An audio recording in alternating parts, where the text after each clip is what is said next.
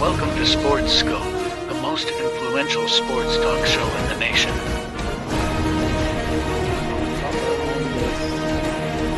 What is today, the 19th? Stay tuned for updates and great sports content. Hello, everybody. Welcome to the Real Sports Scope. I'm your host, Robert Butler, on this 17th day here of October. Got a great show with you tonight. Kevin Carroll, Coach Carroll, I call him Coach Carroll. We'll be back on the program around 30 minutes past the hour. We're going to get his take on the Tennessee game last week. What does he think? Tennessee, Alabama, Texas, Georgia, of course, the two big monster games coming up this weekend. And do a little recapping with him. Looks like he was spot on about the Ohio State quarterback. What's that guy's name? Will Howard. Plus Tom Brady. Reports are, we know that Tom Brady is officially a 5% owner of the Las Vegas Raiders. There are reports that he is pushing, this is through Barstool, and I'll talk about that. Brady is pushing for the team for Mark Davis to hire Bill Belichick. What a division that would be. Okay, so little tease there. Plus Tony Bennett just all of a sudden retires. That's the not the singer, although I think Tony Bennett, the singer, may have passed. The Virginia basketball coach, 55 years old, suddenly retires. I thought that was really interesting there. Let's take our first and only break. We'll be back here after a few quick short announcements. I'll hit the ground running here on the Real Sports Scope. Hello, Sports Scope followers. The program has seen tremendous growth since going 5 days a week. I just wanted to thank everybody for your cash contributions and sharing the program with friends and families. Just a reminder, if you want to contribute to the program, go to the Cash App, the cash sign, and Sports Scope. There are other ways to contribute to the program listed at the bottom of the screen. If you want to advertise on the program, go to sports, that is sports with an S, another S, scope, SKOPE, at gmail.com, just like it's listed at the bottom of the screen. Thank you and enjoy the program. I'm Mac, CEO of National Streaming Sports and host of the Mac and Jack Sports Show. You're watching the sharp-dressed man and the big story breaker, Robert Butler, on Sports Scope, Monday through Friday at 8 p.m. Eastern on National Streaming Sports. Thanks. Introducing National Streaming Sports, live and on-demand sports talk programming that you can access 24/7. For the premier sports talk experience, tap into our Roku channel. Start your mornings with Mac and Jack covering all the weekend sports action. Then pour a cup and enjoy all the sports you can drink on the Coffee and Sports podcast. At midday, talk sports from east to west on the Coast to Coast podcast. Followed at night by some hot girl talk with Prim and Proper Sports featuring Sonia Pearson. Talk boxing on the Gloved Fist. Yankee fans tune in for Start Spreading the News. And there's more on the College Sports Huddle and Sports Scope with Robert Butler. There are 20 podcasts in all and 70 weekly shows giving us a 3.4-star viewer rating. To find us on Roku TV, search for National Streaming Sports on the Roku search bar. Click on the logo and you're in. National Streaming Sports. Live. National Streaming Sports is brought to you in part by BetUs.com, designed for true fans. NFL odds, Week 1 and futures. College football odds, including Heisman Trophy favorites and playoff odds. NBA odds of division winners and playoffs. Major League Baseball playoff and World Series odds. The National Hockey League Conference playoffs and Stanley Cup odds. And boxing wagers. Betting opportunities include versus the spreads and outright winners. Also, during the game. Use our link on our website, nessp.info, the Bet Us Opportunities webpage, for a 125% bonus on your first 3 deposits. Must be 21 years old, and remember, bet responsibly. All righty then, back here live. Okay, just a quick take. I know looks like the Yankees have came back on the Guardians. You know, this thing is looking like Yankees and Mets, or maybe Yankees and Dodgers. That would be interesting. Yankees could possibly go up 3-0 if they continue this win. They're 4-3 at the bottom of the eighth, by the way, against Cleveland. Okay. Quick take here on tonight's game. Looks like the Saints got a lot of guys out. I know that last I checked just a little while ago, Derek Carr is doubtful. I doubt he plays. Chris Olave's out for the Saints. They've got offensive line injuries as well. Denver does have Patrick Surtain, their lead corner, will be out. But, I'll take Bo Nix over Spencer Rattler. Denver's playing much better than I thought. Remember, I said they had like a $40 or $50 million dead cap hit from the Russell Wilson contract, and they're 3-3, and I think they'll go 4-3 tonight with the road win. 24-19, I think Broncos get the win. Okay, all righty then. But other big news here earlier this week, folks. Tom Brady was approved by the NFL owners for 5% of the Las Vegas Raiders.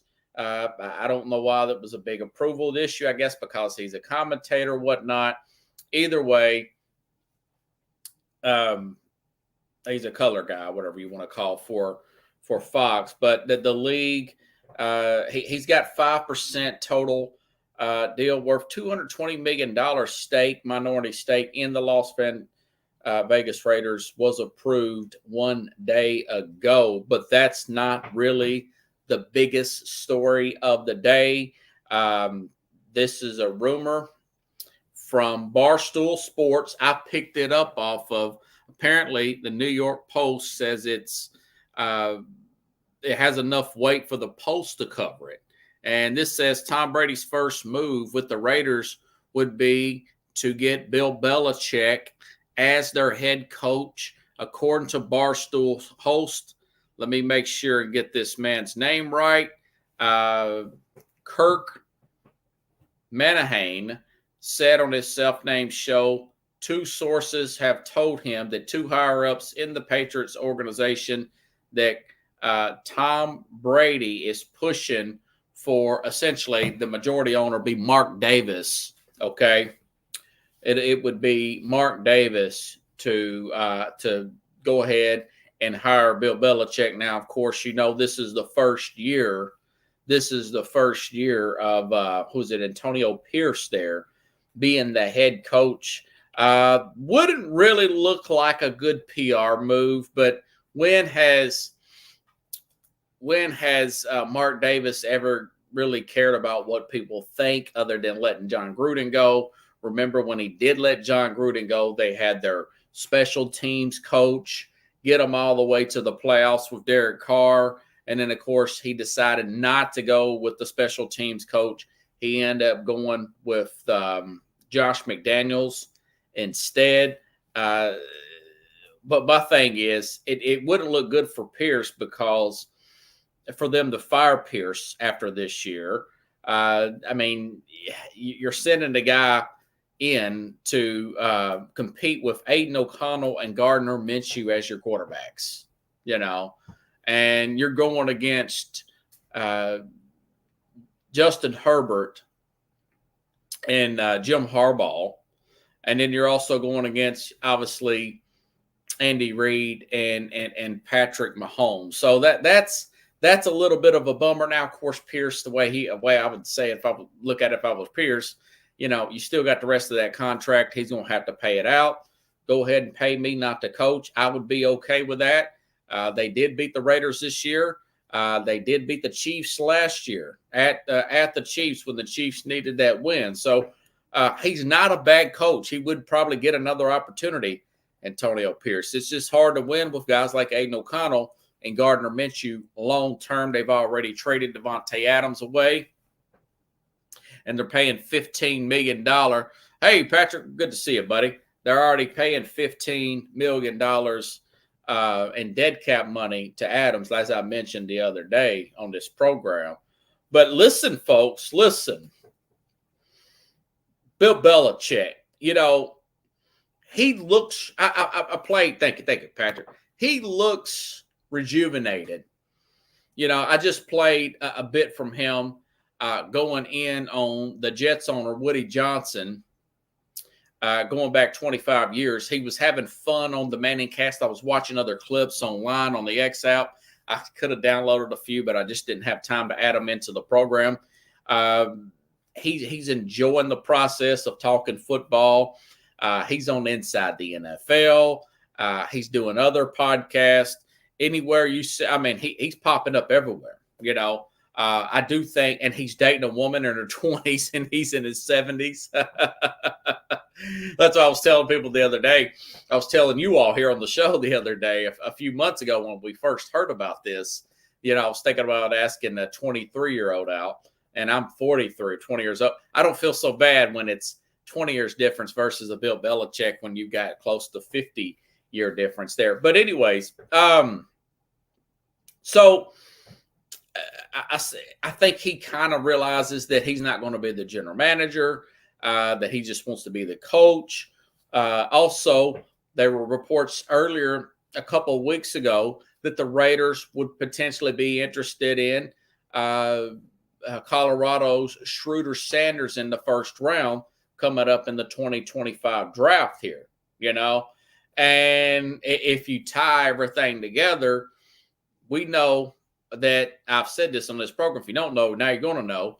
Tom Brady's been working with Deion's son in the offseason over the past few years. And also, you got to look at the relationship between Deion Sanders doing all those Aflac commercials with Nick Saban. And you know that Nick Saban and Bill Belichick are really good friends. They did the documentary, The Two Bills, together. So that there's a lot to be tied into that as far as Nick Saban, Bill Belichick, Schroeder Sanders, Tom Brady. I could see all of that coming together. Mark Davis, not one shy to, even though he's one of the poorest owners in the league, poorest meaning billions, he's not shy about paying out contracts. He's paying Josh McDaniels. I'm sure he's worked out something with John Gruden, and who abruptly left at the end of his contract. He wouldn't be shy about paying out Antonio Pierce at the end of this year, although it wouldn't look right for Antonio Pierce. But if I'm Pierce, if you want to pay me, $5-6 million a year for the next 3 years or whatever to not coach, yeah, I can do that and do some other things, or maybe go coach somewhere else for a portion of that money. Sometimes that's the way these contracts are written up. But my only thing is, he's worked with Josh McDaniels so many years. Would Bill Belichick want to bring back his old offensive coordinator from the New England Patriots, Josh McDaniels, who's just recently fired a few years ago, who's had some issues. Josh McDaniels, who's had some issues with the Raider players, is still going to be on the roster. And of course, with Mark Davis, the way he was fired there, I don't know. But I do know Bill Belichick has been around the league for 40 plus years, and he's got other contacts that would be willing to work with him as an offensive coordinator. I don't think that's going to be a big enough deal. I don't think that per se would be a deal breaker per se, But my thing is Mark Davis. My take on this, I do think this does have some legs on it, that Mark Davis, the owner, loves to make the big splashes.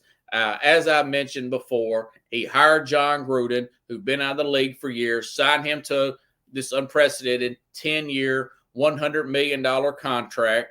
And then, of course, we know about the comments and the emails Gruden made with that other investigation, and with the Washington then Redskins owner, and all of a sudden with Daniel Snyder. But also we know about, like I just said earlier, they had the interim coach, Rich Bisaccia, I think is his name. Remember, he got them to the playoffs and everything. and Derek Carr, I won't play for anybody else, blah, blah, blah.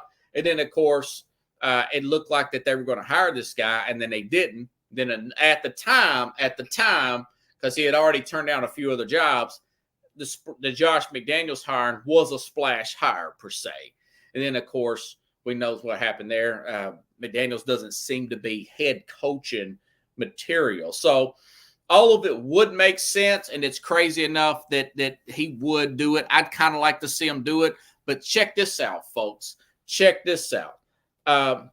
This would be the toughest division coaching-wise and incredible coaching-wise in the history of the game, in my opinion, as far as credibility with the head coaches. Say for whatever reason this goes through, that Tom Brady gets his way and they move off Antonio Pierce and hire Bill Belichick in 2025, all right?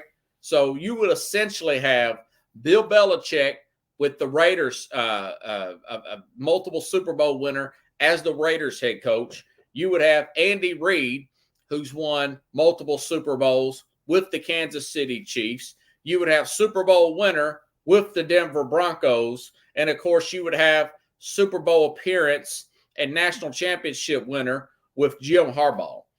I mean, that is – I know, Kevin, you hear me back there. That is the most dangerous division in football. You got to – if you have a divisional game, you got to bring your A game every single week, because the other guy, he's going to be prepared every single week. Of course, then it will come down to about quarterbacks. But it's like I said, I really like Herbert and Harbaugh combination to push Andy Reid this year. And it looks like Bo Nix is so far so good, him and Sean Payton. So that's an interesting thing. And, of course, with the Schroeder Sanders there, that would be something to follow as well. I got one more topic, and then I'll get to you, Kevin, if you're cool with sitting backstage, brother. And I may even ask you about this. Okay, so Virginia's basketball coach, folks, suddenly Tony Bennett, not the singer, which I think Tony Bennett just passed. He was in his 80s. But Tony Bennett, the Virginia men's basketball coach, suddenly retires today. We're just 5 years removed from them winning a national championship, if you all recall. In 2019 and 2018, Virginia was the number one overall seed, the first number one seed ever to get beat by a 16. I thought that was crazy. I thought that was insane in the memory. Then the next year, they come back and win a national championship. This guy signs a extension last summer. I don't know what happened, but I did read some stuff here offline here about it. And I want to say the fact that he has not had good years since that national championship. He has somewhat underachieved. I want to say this is from CBS. He led them to we know about that. He's got 364 years, been there 15 years. Winning the ACC championship game 6 of those times, making 10 NCAA tournaments. But even after a disappointing early NCAA tournament exit, they did extend it. They did extend him back in June through 2030, essentially a 6-year deal. But like I said, they have been coming out getting beat earlier. 13, they become the first seed ever to lose. But they have underachieved over the last few years. But I do not think that is what it is, though. I really don't. I just think that, like a lot of these other, since winning the national championship, this is what CBS says. Virginia had not won an NCAA tournament game, losing in the first round in 2021 to 13 seed Ohio. The first round in 23 to a 13 seed Furman, and then to Colorado State in the first 4. So that is, that's one thing. And this article also says suddenly Florida State's Leonard Hamilton, Clemson's Brad Brunell, and Miami's Jim Larranaga are the only ACC coaches who were manning respective clubs a decade ago, who are with their respective clubs. In other words, these coaches are leaving college basketball quickly in college sports. We also know about guys like Jay Wright. I thought he prematurely retired. You want to look at who was the other? Nick Saban. I was talking about Nick Saban abruptly retired from the Alabama in football. Jay Wright, Dan Hurley. Who would have thought Dan Hurley? He was in. He actually flew out to L.A. He was in serious talk with the L.A. Lakers to leave Connecticut. A lot of that is because this NIL stuff is really stressful on coaches. This guy's only 55 years old there, Coach. This NIL, this transfer portal, it's wide open. And these coaches that are older, a little bit more established, they just don't want to deal with it. He don't want to say that publicly, but I think pending a major scandal, some kind of sex scandal or something like that, I think that's what it is, and eventually he'll come up with that. And on that note, I will bring in Coach Carroll and ask him, what do you think about that? Coach Kevin Carroll coming in here.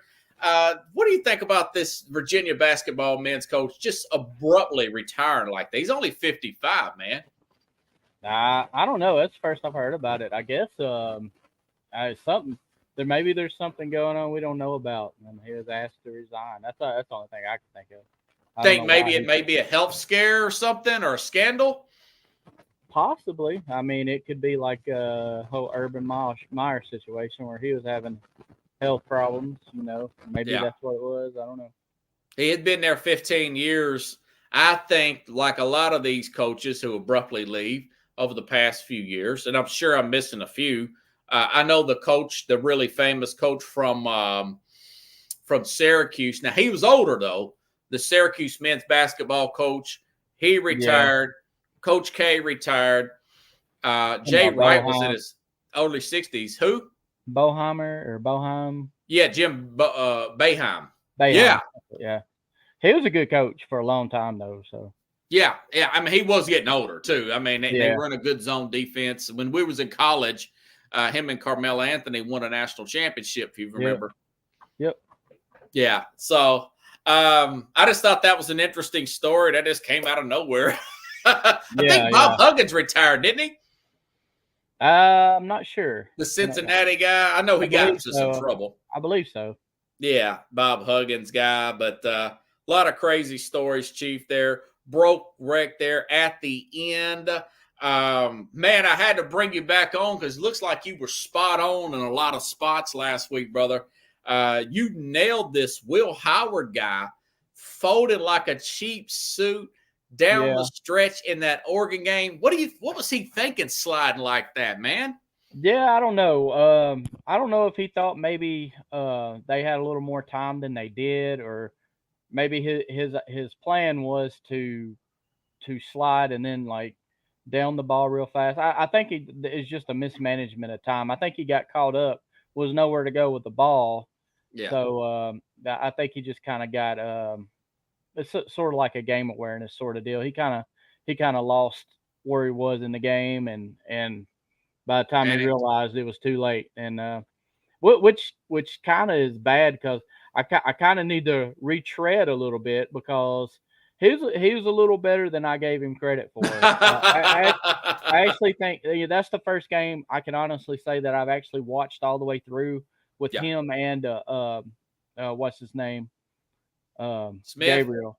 Oh, Gabriel. Yes. It's first game I've really watched with both of them, and I didn't give either one of them enough credit. Gabriel was straight up dropping dimes the whole game. Yes. It's not just, I thought his accuracy was, I assumed it was a lot of quick passes out, to wide receivers and running backs and just quick screens. But no, he is putting it right on the money, throwing downfield. I mean, so, I didn't give him enough credit. He's better than I thought he was. I still don't know if I would say he's better than Bo Nix, but the potential to maybe be better or be as good is there. Yeah. So, I got to give him a little more credit than I did, both of them. But then again, at the same time, I stand by what I said. if it comes down to the last drive, and I got more faith in Gabriel than I do Howard. And of course that played out. That pretty much played out. But yeah, it was a little better than I thought he was, though. He didn't play a bad game other than that bonehead play at the end of the game. It was a great game to watch, though. I really I'm enjoyed looking that at game. his stat line there, Coach.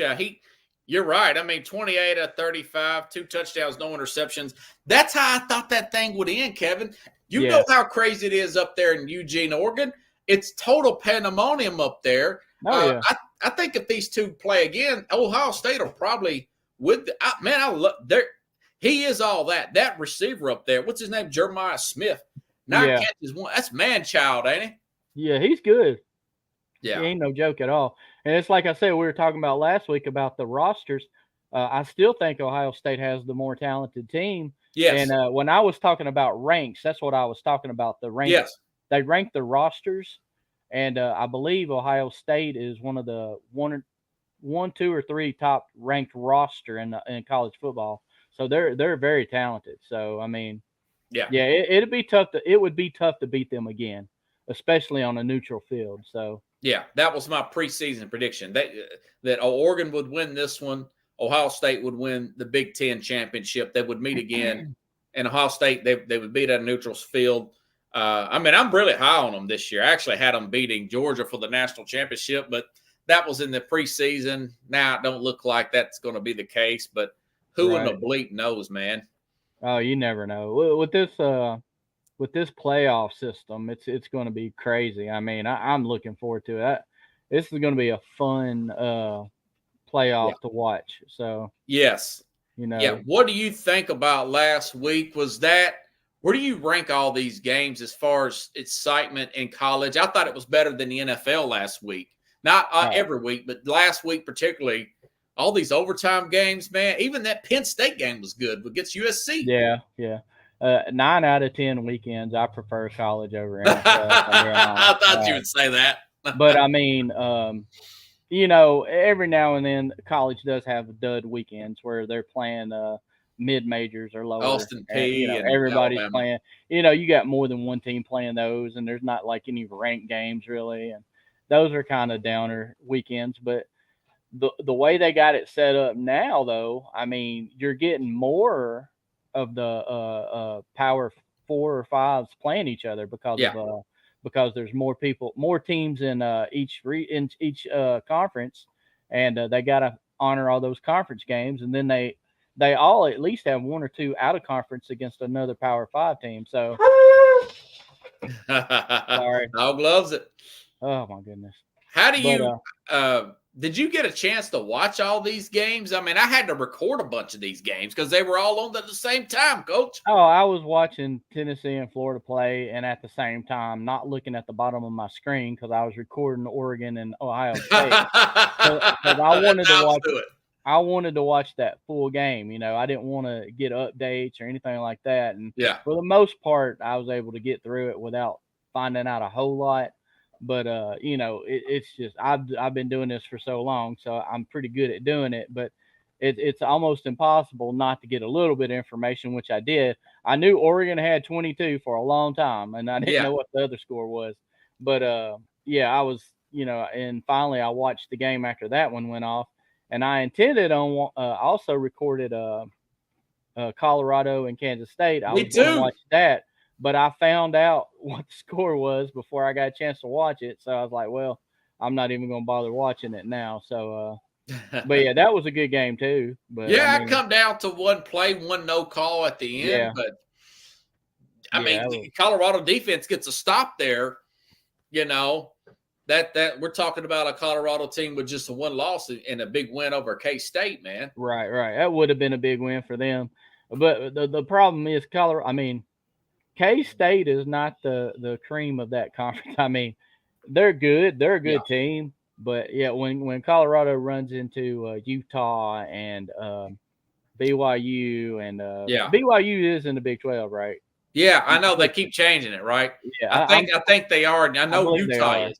Yeah, Utah is. Arizona's not bad. Shoot, who's the one I'm thinking about that's really good right now? Nebraska beat them earlier this year. They're in the Big 12 now.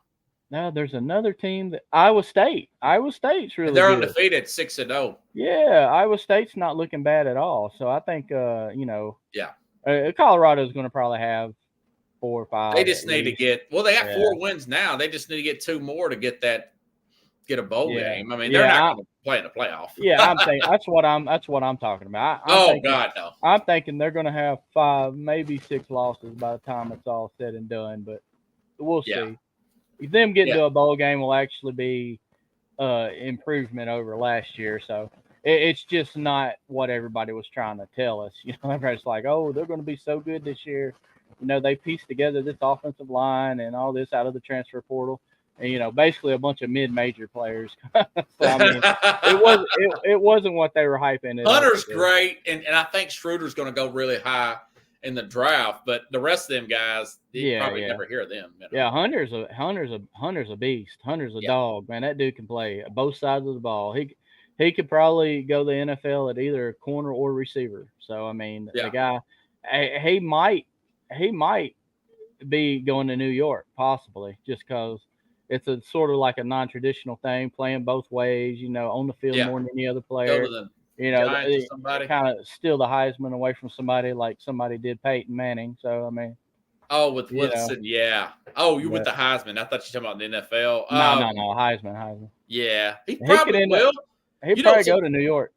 Yeah. So Texas dominated Oklahoma. Now, Oklahoma had a true freshman quarterback.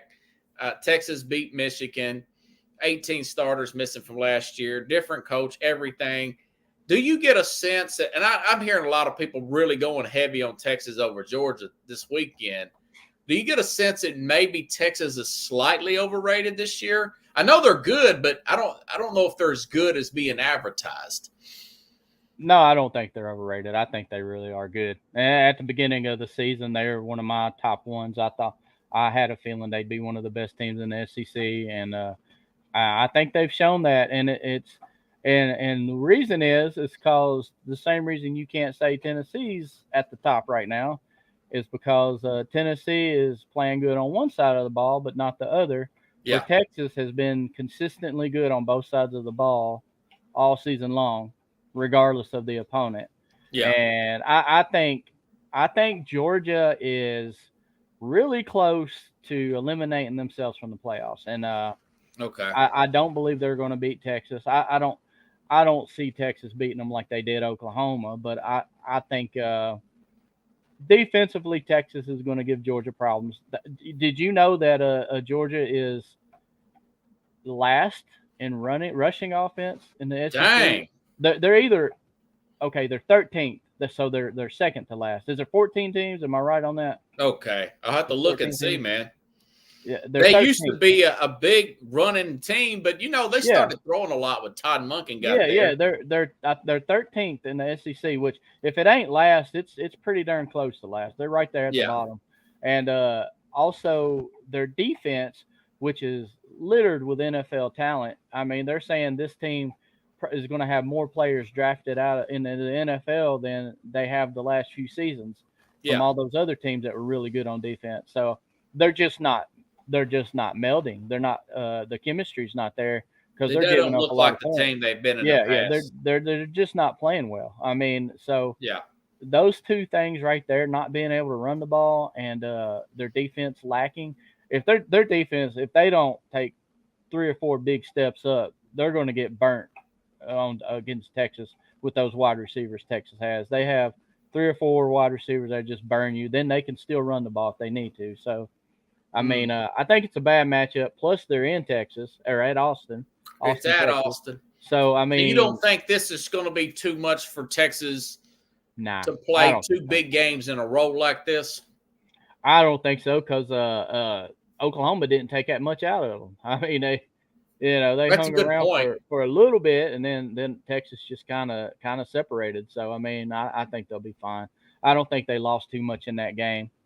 Plus, I mean, and it's, they played at the Cotton Bowl. It's technically a neutral site, but, they were in Texas. I mean, come on. Yeah. So, I mean. I think that is kind of stupid, don't you think?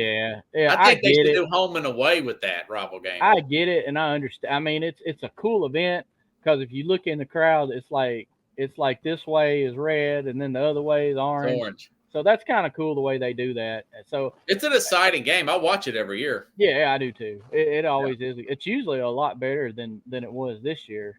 But I just think Texas is just so much more talented than they are this year that you know, and they got one of the top ranked rosters as well too. So I mean, I'm looking, man, on this stat line. It says they got the best total yards defense in the SEC. Yeah, and they're the best in points allowed.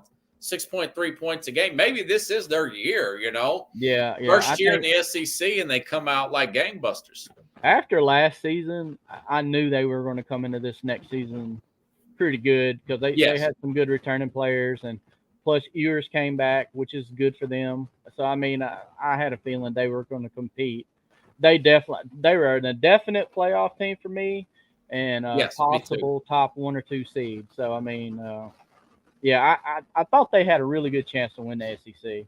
Georgia is not as good as I thought they were going to be. I thought Georgia would be better, but if Texas beats Georgia Saturday, which I believe they will, I think Georgia's gonna start falling off a little bit because you know they're one of those teams that plays for championships. If they feel that championship slipping away, you know they're going to kind of. You know, and I think that might be good for Tennessee because Tennessee they don't play them right after it. If they were to lose tomorrow, they don't play them next. It's a couple more games down the road, and So I mean, I think, granted it's on the road, it would be prime pickings for Tennessee if they can find some offense. And the frustrating part is the talent is there. From Nico to the receivers, I mean the talent. Let me get to that. So, what are you thinking when it's 3rd and 18, Coach, and Florida throws that touchdown at the end of the 4th quarter and causes Tennessee to go on overtime? Did you start to think, okay, here we go, the curse is back on? They're going to lose this game. I started to think I need to calm down, or I'm going to have a heart attack. That's what I started to think. Because I was like, just please stop them so we can just sit on the clock and get this thing over with. Yeah. And I saw that and I was just like, of course, you know, like so far this season, just about all of my teams are losing after leading the entire game or losing it right there at the end. And I'm like, I would rather get blown out than every game get right down to the end and lose it like that. And that just seems to keep happening. And you know, I didn't lose hope after that happened because I felt like lining up on the 25 and duking it out was in Tennessee's advantage. Yeah.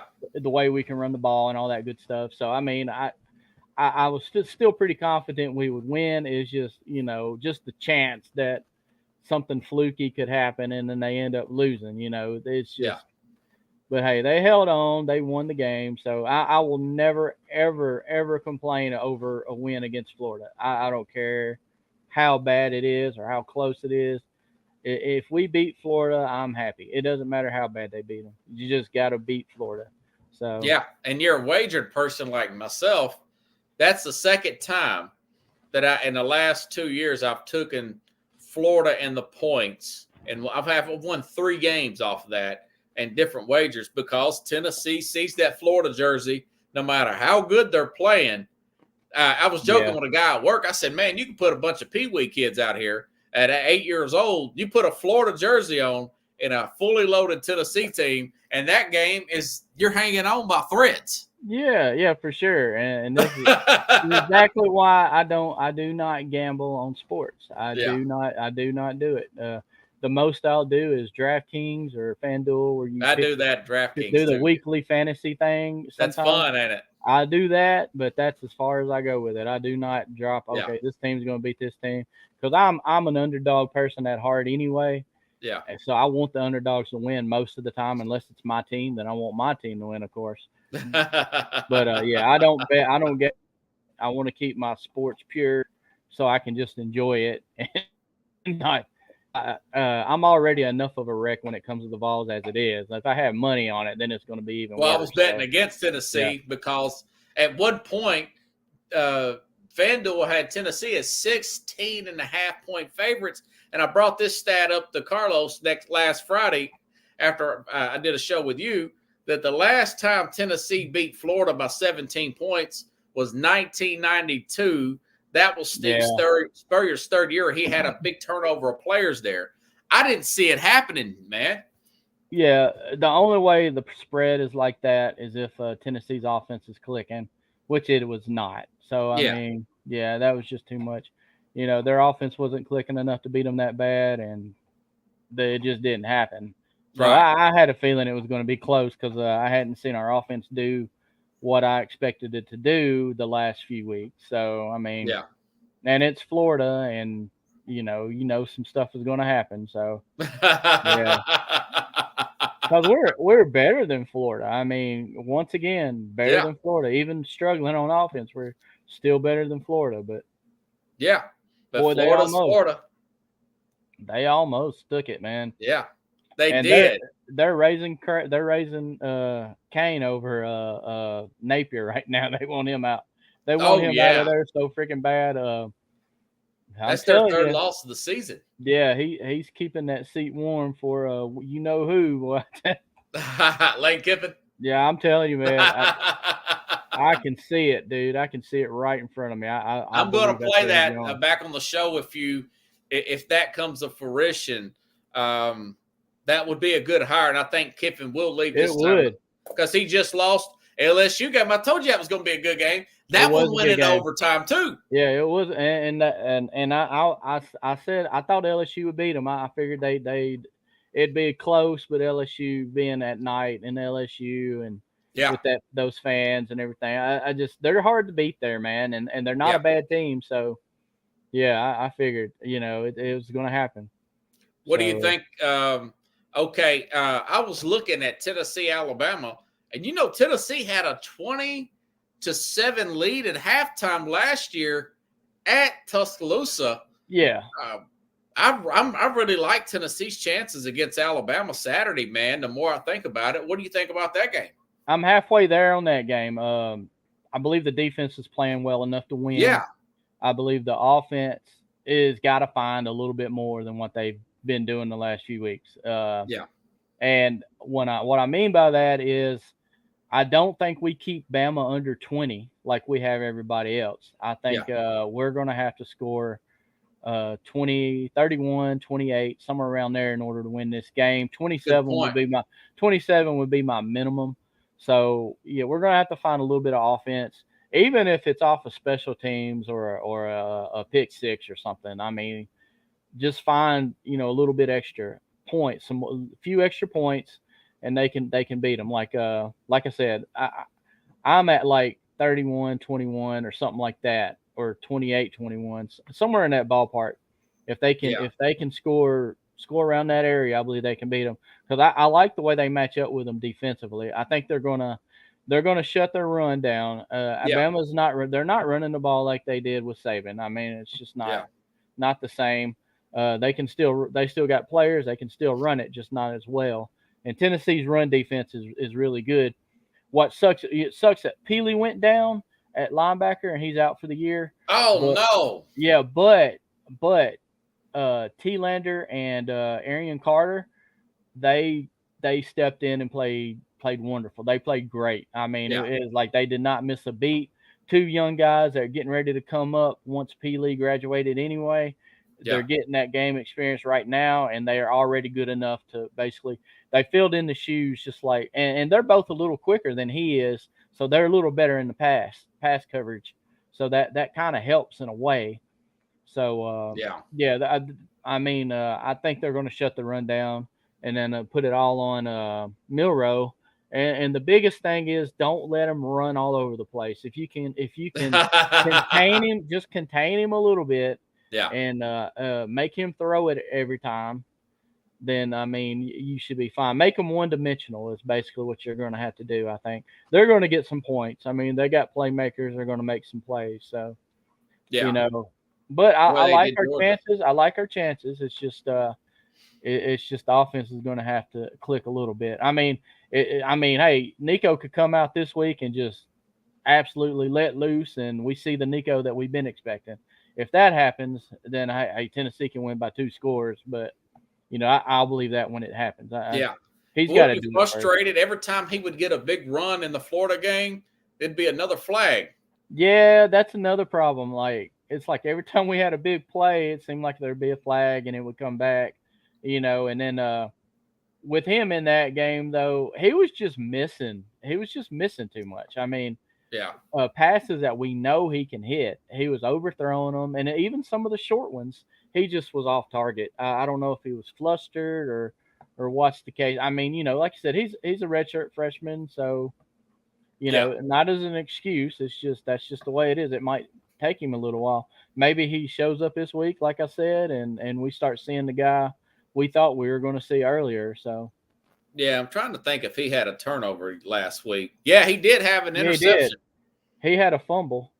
He had a fumble when they did that read option. He made the correct read actually, and if he was able to pull that ball back, he was going to gain some good yards. And they could have got a score on that drive, and there may not have been an overtime. They were way too much in a hurry on that drive. It was the first drive. Yeah. And, he did that read option. The running back, I guess there was a little bit of miscommunication between the running back and the quarterback. Running back held onto the ball a little too long. So when he pulled it out, it fumbled or whatever. So it was, it goes down as a turnover for Nico, but really it was both of them. But, I mean, it is what it is. It's turnover's a turnover. Yeah. He didn't throw. They ran for. But you're right though. Alabama's defense. These tough games. Alabama's had 3 tough games in a row. Yeah, you gotta think if Vanderbilt can score 40 on Alabama, surely we can. I mean, yeah, surely. Or at least put 35 on them and keep them to 28. Right, exactly. And Tennessee's defense gives me hope in every game they play. I think the defense. I think they saved them last week, man. They did save them. I mean, you held them. Anytime you hold a team under 20, the defense did their job, in my opinion. So I mean, yeah. I mean, Mertz, he's done for the year. Knocked their quarterback out, and they put that freshman in. And he did pretty well for them last week, man. Yeah, he didn't do bad. He didn't do bad at all. Yeah, I tell you. But I still think that Tennessee, it's just the fact that they see that jersey and there's a little bit of fear there. And there's more confidence when Florida sees that orange jersey. I don't see that in the Alabama rival as much as the Florida, in my opinion. What do you think about that aspect of it? Well, I've said for years that the thing that frustrates me about Florida is I know we've been better than Florida on several occasions when they beat us. When it comes to Alabama just had the better team. I mean, and it's easier to accept when the team you're playing is just better, more talented. You know they're more talented. Beating them will be a huge thing for your team because you don't have as much talent. And honestly, the talent gap is closed a lot. It's closed a lot. I would still give Alabama the more talented roster if I was ranking them against each other. But that would just be based off of depth. If we're looking at the starting 11 on each side, I think Tennessee's right there with them. The difference is the depth. Alabama's got some better players behind, some of these other players. But if you're at that spot, you can compete and you can win. I mean, especially if you're at home in a crowd like Neyland. I mean, Neyland is a huge advantage for the Vols anytime they play there. So they got a very good opportunity to win. If they win this week, I think they're in real good. So what are you calling for? I'm gonna say 27-20 Tennessee. Okay. That's what I'm thinking. Right around that. Yeah. Yeah. Because, they had a 20-7 lead at halftime. That was on the road. And I just have more faith in Nico, even as just a freshman, than I did last year's quarterback. He was just overthrowing everybody, man. Yeah. If Nico starts doing what he's capable of doing. Milton or whatever guy's name. I forgot his name now. Joe Milton. Yeah. Nico starts doing what he's capable of. I mean, it's just going to be like night and day. They'll if the offense does what we thought they were going to do, Yeah. they're competing for a national championship. I mean, they'll be in the playoffs and they'll be able to win some games. So I mean, their defense is. I mean, with it just seems like we either got the crazy good offense or we got the good defense. It's like we can't ever put them both together. If they Except put for them both 98. together, yeah, they put them both together this year. I mean, there's no limit to how far they could go. They'll be right there with the top 3 or 4 teams in the country competing for a championship. So that's just get into the playoffs right now. I really get want there. to just see them get in too, man. I think that's going to be interesting. Do you think there's any chance that Louisville knocks out undefeated Miami this week? Miami's been hanging on here lately, barely. There's always a trend. Like when they start almost losing every week, it's leading to the loss. That's what I think. Yeah, and that's just based off of history from what I've seen. I've seen teams. Very few times have I seen a team like just basically limp through the season and win every game. Skate by. They eventually will lose one. And if they don't lose to Louisville, then I know they got Clemson and there's one more ACC team doing really well, isn't it? Pittsburgh's still undefeated. I forgot who it was now. I know Virginia Tech's up 21-0. Now, they just did beat Virginia Tech by a hair. Beat them by an inch on Friday night a few weeks ago. Pittsburgh's still undefeated, too, in the ACC. Yeah. So, I mean, they're right there in the mix. And then Clemson. And I think there's one more team that's still doing pretty good. I'll have to look at their standings I don't real know quick. off the top of my head, but is Army? No, I don't know. No, I just hit the wrong division. Army's doing pretty good. I hit the wrong. Army and Navy both are undefeated still. Yeah. I think they said that's the first time since like 1950s or 60s or something like that. I was talking yesterday with Keith Engel about that. Yeah. I'm trying to find them now. But, yeah, you're right, man. I think it is one more team. Pittsburgh is trying to look at their overall record here. You've got Clemson's 10, Miami 6, Pittsburgh's 20th, and SMU's in the ACC. Yeah. Boy, this is crazy nowadays, ain't it? Yeah, they're all over the place. It's not about geographic anymore. And Cal's in the ACC. That was a wild game, man. That was a wild game. I didn't watch it, but I'd seen the highlights. And I thought, wow, okay. Yeah, I do like that quarterback from Miami. If he can clean up some things, I think he can get a shot in the NFL as well. Yeah. He's one of the guys that they're talking about Titans and stuff like that. Cam Ward was one of the ones they're talking about. And they're coming off a bye week. Sometimes teams don't play that well off of bye weeks. They're a little sluggish. Yeah. Like Tennessee was last week. Or week before last. Yeah. So, I mean, I wouldn't be surprised if Louisville beats them, to be honest. Yeah. Are they playing them on the road? It's at Louisville, and Braun. Yeah. When we were going to school, he was a good quarterback with Louisville back in the day. Yeah, Braun. Yeah, I remember him. Yeah. And his coach, I can't remember his name, but that guy was Bobby Petrino. Yeah. Bobby Petrino. He's a little bit of a whack job, but he's good football coach, ain't he? Hey, when it comes to offense, Petrino's your man for sure. So I mean, who was I thinking of? He's kind of like the Lane Kiffin in a sense. Yeah, Lane Kiffin. A little shady, but good with quarterbacks. Hey, Lane Kiffin, he's a good coach, man. Tennessee people hate him, and I hate what he did. I don't hate that he left. I just hate how it happened. I mean, me too. It set us back. The timing of it just threw Tennessee picking off. up Dooley and Dillon with those years. Yeah, I understand going to USC. That was his place. That was his job, his dream job. I don't blame him for that.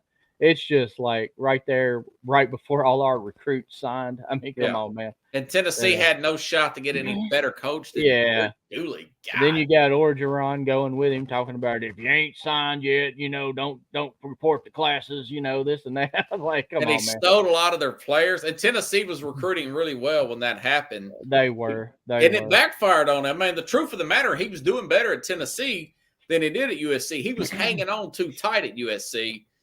And it kind of worked out the way it did with Jimbo Fisher at Texas A&M. They just didn't get, certain jobs. I think the coaches, they hang on too tight. They're trying too hard. They're not delegating it like they used to. Yeah. And they get overly stressed out and everything falls apart like Jimbo. And because we know Jimbo's a good coach. He went down and won a national championship with Florida State. Yeah. And speaking of A&M, they've actually looked like they've turned the corner a little bit. They're playing pretty good. So, I mean, that guy's a pretty good athlete. I thought the backup was better, but he came back with a vengeance. What's his name? Bowman or Wiseman? Yeah. He's playing good ball right now. Yeah. And see, this is why if Tennessee wins tomorrow, and then if Tennessee can beat Georgia, I believe we're in the playoffs. Wow. Straight up. And then you got Alabama and Georgia both. I don't think it's too far out of the reach to say they lose another game and they're both out. I mean, because I can see LSU possibly beating Alabama. I don't know if they play Ole Miss or not, but Ole Miss could beat them. This is why I didn't have Alabama in the playoff in the preseason, because I knew that defense was shaky, man. Yeah, Texas A&M could beat them. I mean, it's going to be hard for them if they've got to play A&M, which normally they would because they were all on the West. I know there's not an East or West this year. It's all mixed up now, man. But I mean, hey, they could drop. As a matter of fact, I think they will drop another game if Tennessee beats them. If they are able to get by Tennessee, they might. Oh, they got to play at LSU. You're right. They lost the last time they played at LSU. They got to go to Okay, and the chances of that being a night game are probably pretty good, actually. Yeah. So. Yeah, and then they got Missouri after that, after Tennessee. So it's not an easy road at all. Of course, they had Oklahoma and Auburn the last two games. Maybe Oklahoma's quarterback picks up some momentum. All right, so they don't have to play. No. A&M then, okay. No. So I mean, but hey, Auburn's gonna give them all they got. Every year, man. They got Mercer in there. Go figure. Yeah. They needed a little mercy. So. Yeah. But I want to say Nick Saban didn't pick them in the preseason to do nothing. So he thought it was going to be Georgia and Texas like myself. Maybe Georgia reels. Maybe Georgia shocks everybody and plays up to standards like they did against Clemson. And because this, though, about Sarkisian's teams have a tendency to play down for some reason. They have a tendency to make mistakes in big games that they wouldn't normally make mistakes at. Like a few years ago. Remember when they blew out 2 years ago, they blew out, who was it? Oklahoma. But then that year they lost to who was it? TCU or something like that. Yeah. They do that sometimes. I think it was Oklahoma State. They also another game they shouldn't have lost that year. I look at them last year. They only lost to Oklahoma, and then they lost to Washington in the playoff. But so I mean, to me, I've seen progression with them. They've gotten better, and they're more talented now too. So more experience on the line. Yeah, I think they'll be okay against Georgia. Like I said, just looking at it from a straight matchup standpoint, I just feel like they match up really well with Georgia. So I mean, they should beat them. I mean, anybody can lay an egg on any given weekend, though. So I mean, I'm gonna watch. I'm interested to see how Georgia does against Texas. Yeah. To be honest, but I have a feeling Texas is going to beat them, and I'm going to say by 10-14. I think they beat them 10-14 points. Well, that would definitely solidify them being number one team. I think they'll separate themselves from them a little bit. I don't see them I don't see Georgia making a big run like they did against Alabama, against Texas, because Texas's defense, from what I've seen, has played consistently from first quarter Yeah. through the fourth. They don't let up at the end of the game. So I mean, I think they'll stay on them and they'll hold them down a little bit. Yeah.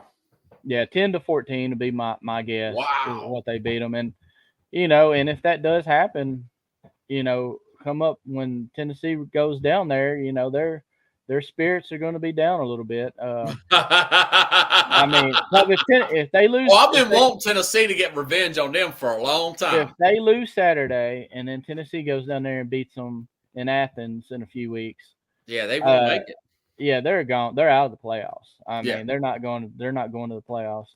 And so there's really a world here where Georgia and Alabama both will not make the playoffs. No, I didn't think before the season started.